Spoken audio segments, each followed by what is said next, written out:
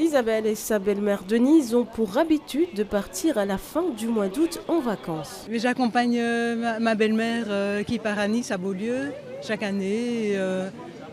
Elle est toujours partie à cette date-là et donc on fait la même chose. Vous préférez partir en vacances quand il y a moins de monde? Oui, parce que je connais la côte, parce que j'y ai habité longtemps et je trouve que c'est le moment le plus approprié. Des habitudes pour les uns, une question de prix pour les autres. Clara et Esther s'envolent-elles pour Porto et cette période est idéale pour ces jeunes étudiantes qui vont entrer à l'université à la rentrée. On a réservé notre vol environ en mars, l'appartement avril-mai. Oui, on savait qu'on voulait partir, donc on a réservé assez tôt pour ne pas payer trop cher. On avait tout un concours, le concours de médecine, et puis les vols sont d'office un petit peu moins chers vu que c'est hors saison. Mais l'arrière-saison est aussi propice pour les départs en famille.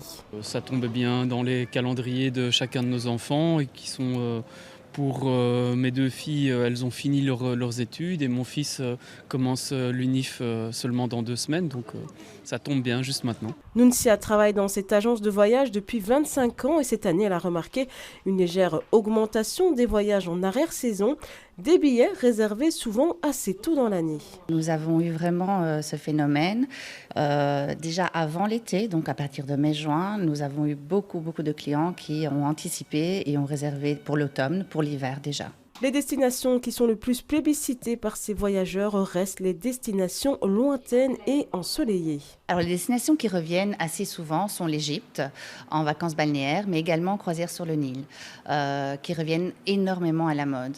Mais aussi les Caraïbes comme le Mexique ou la République dominicaine, et également le Cap-Vert, qui est une destination d'arrière-saison vraiment super agréable. Ce week-end, près de 155 000 voyageurs sont attendus à Bruxelles-Airport.